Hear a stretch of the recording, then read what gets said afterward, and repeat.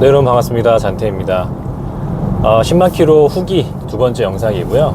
일단 첫 번째 영상에서 제가 수리비, 소모품비 말씀드렸었는데 그렇게 많이 관심 가져주실지 몰랐어요. 저 되게 즐거웠고 감사드리고요. 예고해드렸던 것처럼 두 번째는 충전비를 말씀드릴 건데, 썸네일에서 제가 써놨지만 그냥 제 단순 충전비보다 중요한 건 실제로 앞에 가고 있는 저 그랜저처럼 여러분들이 하이브리드를 샀을 때 사실 전기차 고민하면은 일반 내연차하고 비교하지는 않으실 거거든요. 그래서 하이브리드 차량과 비교하면 얼마나 차이가 있을까라는 부분을 계산을 한번 해봤습니다. 상당히 흥미로우니까 끝까지 한번 봐주시면 좋을 것 같습니다. 일단 비교 선상에 놓은 차는 소렌토 하이브리드입니다. 제가 제 첫 영상이었는데 저는 처음에 팰리세이드하고 비교를 했었고요. 팰리세이드는 그 당시 3.8 가솔린과 2.0, 2.2 디젤인가요? 이제는 가물가물하네요. 있었는데 사실 지금 생각해보면 좀 먹먹하기도 하고 막막한 선택지였죠. 둘 다 연비가 그렇게 좋진 않죠. 상대적으로 하이브리드보다는. 그래서 그 선택지는 좀 제외했고요.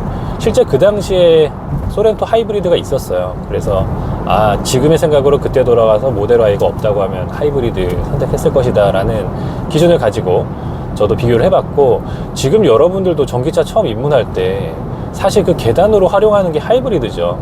대부분 평범한 자동차 타시는 분들이라 하면 어차피 내연 베이스니까 그거는 충전할 필요도 없고, 그래서 지금 소렌토도 우리나라에서 가장 많이 팔리는, 작년에 한 해 동안 가장 많이 팔린 차이기도 했고요. 그랜저나 다 제끼고 1등이기도 했고, 그 안에서도 하이브리드 비중이 60%가 넘는다고 알고 있습니다. 그래서 그 차하고 비교하는 게 되게 현실적이겠다, 재밌겠다라는 정보를 가지고 보아주시면 될 것 같습니다. 일단 제 차는 2021년식 모델 Y 스탠다드 레인지이고요. 저는 그때 당시에는 스탠다드 레인지가 그렇게 많이 팔릴 줄 몰랐어요. 네, 그때 또 실제로도 한 며칠 밖에 판매하지 않았었어요. 설날에 오픈했다가 그 당월에 판매를 접었었는데, 판매 정책이나 방식은 사실 테슬라나 테슬라 코리아 잘 마음에 들지 않습니다. 그게 뭐 하는 건지 모르겠어요. 가격도 왜 이렇게 시간지. 어찌됐건 차치하고 이 차는 그런 차인데, 그때 당시에는 그래서 이 차가 굉장히 좀 희귀한 차였죠. 지금도 그래요. 분명히 뒤에 딱지가 없는, 듀얼모터 딱지가 없는 롱레인지가 아닌 RWD 같은데 USS 센서가 있어요. 지금 제 차가 그렇거든요. 한번 어필 한번 해봤습니다. 좀 특이한 차라고. 그 차이고요. 주행 거리나 이런 부분은 크게 중요하지 않고, 그거는 제가 다음 영상에서 말씀 좀 드릴 거고, 충전 양하고 전비 그런 부분이 중요할 것 같습니다. 왜냐면 제가 오늘 계산할 기준은 10만 킬로 딱 그냥 숫자를 놓고 10만 킬로를 탔을 때 지금 모델 Y는 과연 얼마나 충전을 했는가, 그리고 소렌토일 경우에는 얼마나 기름을 넣는가에다가 거기다가 각자의 단가를 넣으려고 해요. 그래서 지금 제 차 같은 경우는 한 달에 한 2,500km 정도 탄다고 계산을 하면 얼추 나오거든요. 그래서 2,500km로 계산을 놓고, 제 차의 전비는 7km대입니다. 정확히는 이렇게 계산이 나와요. 그래서 저도 트립상의 전비를 놓고 계산할 거고요. 소렌토도 트립상의 연비를 비교해서 같이 한번 비교해 보도록 하겠습니다. 그래서 한 달에 2,500km 탈 때 전비를 저 정도 가지고 타면 충전을 그럼 어느 양 정도 넣느냐 계산해 보면 357kWh 정도를 제가 이 차에다가 주유하듯이 충전하더라고요. 이 계산도 처음 해봤어요. 평균 내가 한 350kWh 정도를 충전하는구나. 한 적게는 300 초반에서 많게는 400 넘을 때도 있거든요. 그래서 이 정도 충전량으로 충전하고, 기간은 제가 21년도 딱 말일자에 받아서 하루는 뺀다 치고 7월부터 그리고 지난달인 1월까지 딱 43개월로 계산을 해봤습니다. 그리고 단가를 바로 곱하면 되는데, 제가 충전기를 두 가지 썼었어요. 첫 번째 출고받았을 때 그 당시 집에는 에버온을 썼었고, 에버온 그 당시에 170원이었습니다. 되게 좋은 시절이었죠. 그래서 여기서 잠깐 바깥으로 나가서 얘기해보면 충전비가 계속 올라요. 여러분들 알고 계신가요? 아직 차를 나 주니퍼 살 거라 사실 계약을 안 했다 이런 분들 계시면 충전비가 오르고요. 그리고 보조금이 줄어듭니다. 보조금 어마어마하게 줄어들었죠. 저 그 당시에 1,100만원 받았어요. 차값이 5999였거든요. 대단한 혜택이었죠. 그래서 그런 부분을 생각하면 무슨 말씀 드리고 싶냐면, 하루라도 빨리 타세요. 제가 유류비도 이따가 정리해서 드릴 텐데, 경제적인 거는 당연하고요. 전기차에서 주는 그 만족감도 크고 테슬라가 주는 재미가 상당하거든요. 하루라도 빨리 타는 게 이득이라는 거는 거의 모든 카페 커뮤니티 뭐 유튜버들의 공통적인 말인 것 같습니다. 아, 좀 이따 사세요. 뭐 3달 있다 사세요. 내년에 사세요. 이렇게 말하는 전기차 유저들 단 한 명도 못 봤습니다. 저도 거기에 그 공감하면서 말씀을 잠깐 드렸었고, 돌아와서 에버온이 그때 당시에는 170원이었는데 지금은 많이 올랐습니다. 그래서 170원으로 되게 편안하게, 에버온 되게 깔끔했거든요. 충전도 잘 되고 에러도 한 번도 없었고 가격도 좋았기 때문에 잘 썼는데, 제가 그때 21년도 7월부터 올해는 못 썼어요. 한 5개월 정도 딱 썼습니다. 그해 11월까지 쓰고 12월 달에 이사를 해서, 이사한 곳에서부터는 파워큐브를 썼습니다. 그래서 이제 단가를 말씀드리려고 하는데, 파워큐브도 단가가 있는데 좀 이상해요. 뭐가 이상하냐면, 단가는 이런 식으로 되어 있습니다. 되게 저렴하죠. 그러면은, 야, 이건 무조건 파워큐브 써야 되는 거 아닌가? 네, 저는 이동형 기준입니다. 이렇게 생긴 그 주유기처럼 생긴 이 충전기, 속도는 3kWh가 나와요. 평균 한 2.5 정도 나오는 것 같습니다. 밤새도록 꽂아놓습니다. 근데 단가는 낮은데 기본료가 있어요. 저 기계 자체가 통신을 하거든요. 그래서 핸드폰 쓰듯이 기본료가 있고, 그런 부분들은 다 더하고 더했을 때 단가를 계산해 보면 좀 달리 나옵니다. 그래서 단가가 한 190원 정도 계산하면 돼요. 지금 제가 그렇게 쓰고 있거든요.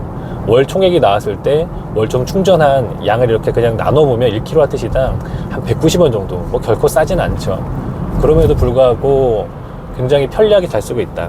그래서 양쪽을 계산해 봤습니다. 한 달에 한 357kWh 정도 했을 때 에버온으로만 총 5달이죠. 170원씩 그렇게 5달 곱해보면 이 정도 금액 나와요. 30만원 초반대 금액이 나옵니다. 그래서 5달 동안 이렇게 들었고요. 그리고 바로 지난달까지, 지금까지 쓰고 있는 파워큐브는 21년도 12월부터 바로 지난달 1월까지 단가를 190원으로 계산했을 때 38개월이더라고요, 기간이. 38개월 동안 한 달에 357kWh를 190원씩 썼다 하면은 총 충전 금액은 이렇게 나옵니다. 257만 7,540원. 많은 것 같은가요? 여러분들 혹시 충전비나, 아니면 요 앞에 지금 계속 그랜저 같이 가는데 주유비 누적해서 받아본 적 없으시죠? 계산해본 적 없으시죠?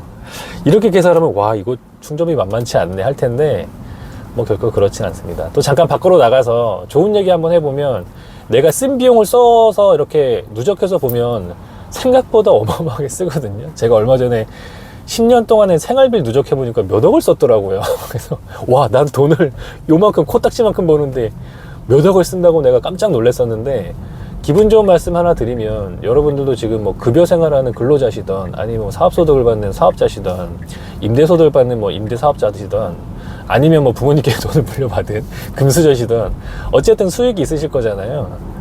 그 수익을 한번 누적해서 한 3년치만 계산해 보세요. 아니면 그냥 1년치 계산한 다음에 곱하기 10년 해보세요. 여러분 돈 어마어마하게 많이 벌고 있습니다. 잠깐 한번 계산해 보세요. 정말 기분 좋아요. 그냥 100만 원 받는다고 해볼게요. 100만 원 내가 월급 받아서 1년에 누적해서 1200만 원을 번다. 그럼 10년이면은 1억 2천이에요. 1억 2천. 대단하죠?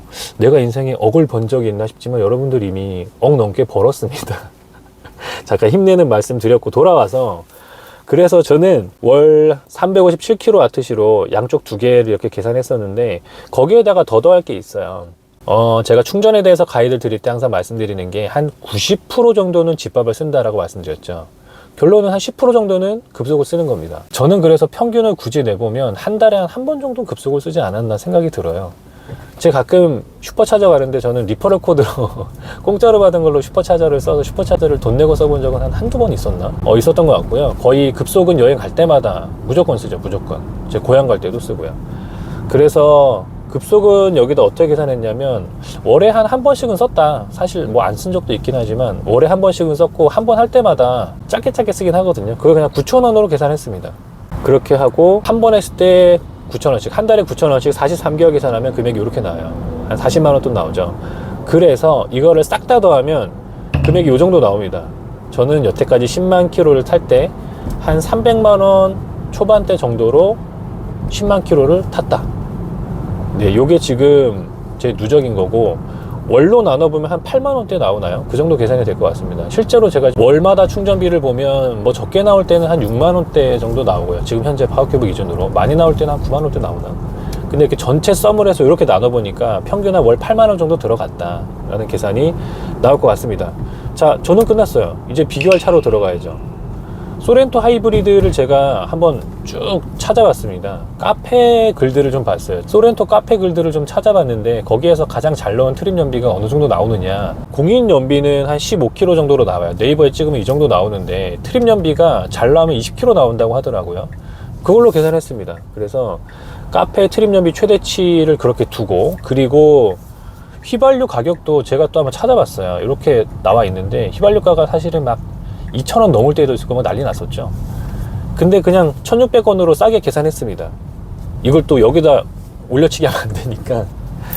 그러면 그렇게 계산하면 얘는 굉장히 쉬워요. 10만 킬로를 연비 20km로 계산했을 때 몇 리터를 넣냐면 정확히 5,000리터가 들어가죠. 5,000리터를 1,600원씩 주유했다고 하면, 자, 궁금하시죠? 얼마나 기름 넣는지. 10만 킬로를 20km 연비를 탔을 때 800만 원 주유합니다.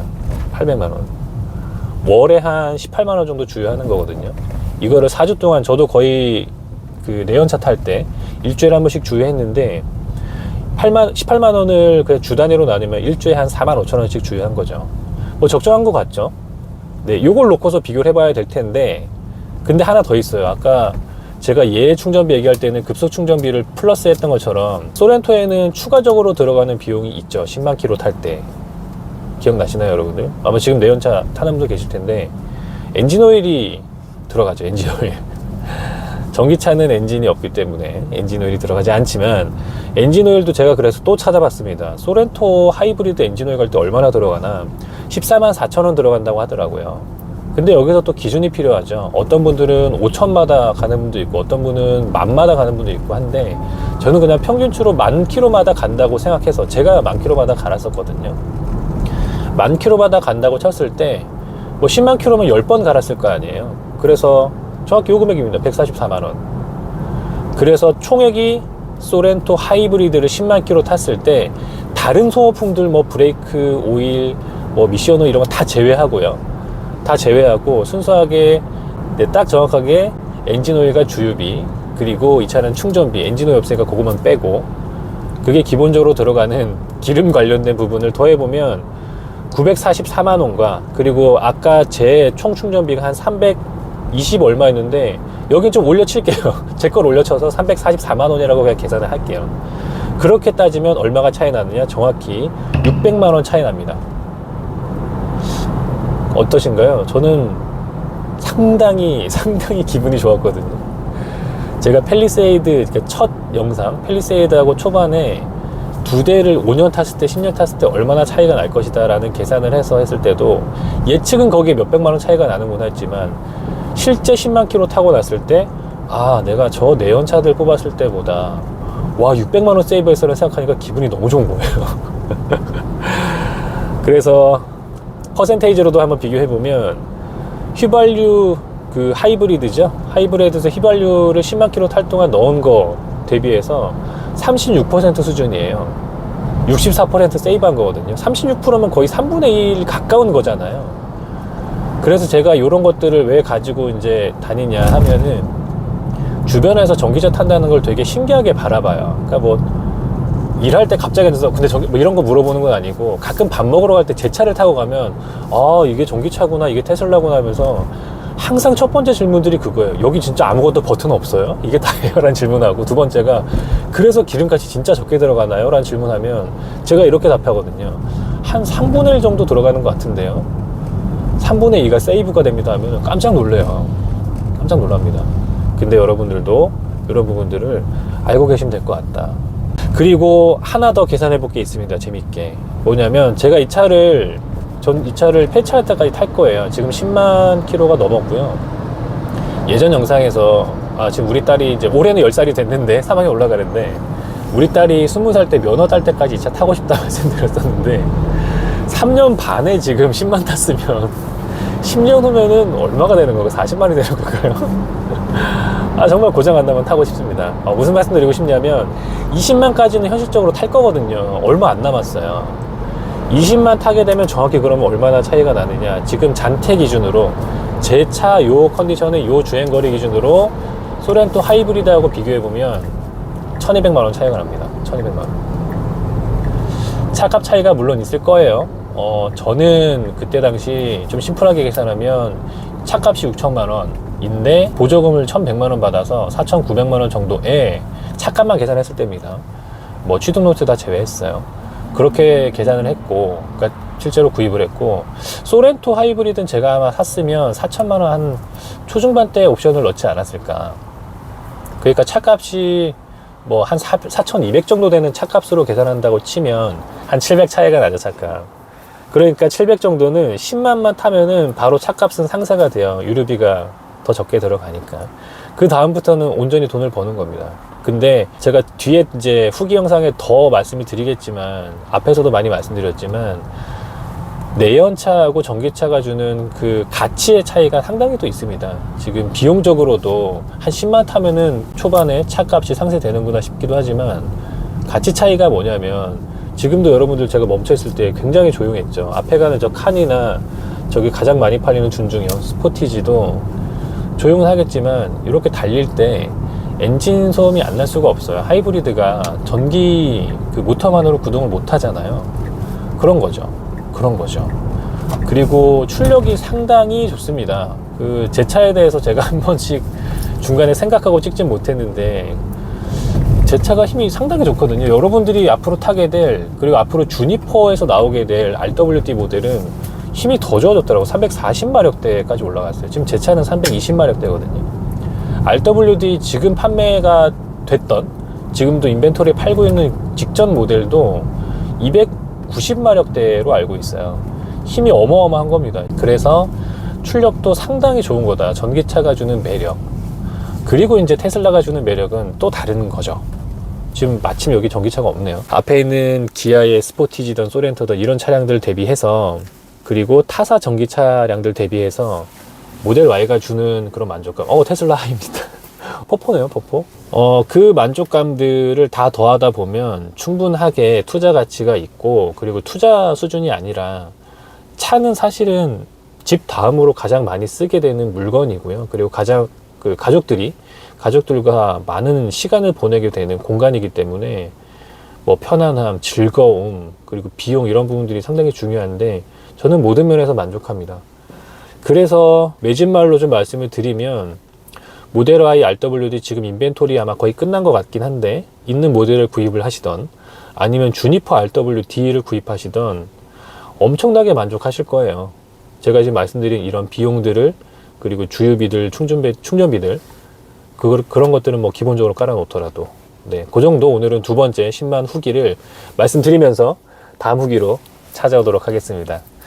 네, 유류비 이 정도 차이 나니까 전기차 이제 고민 그만하시고 계약만이 답이다. 하루라도 빨리 계약하시는 게, 주니퍼 계약을 빨리 열어주시길 테슬라 코리아에 바라면서 영상 마치도록 하겠습니다. 감기 조심하시고요. 건강한 하루 되십시오. 시청해주셔서 감사드립니다. 잔태였습니다.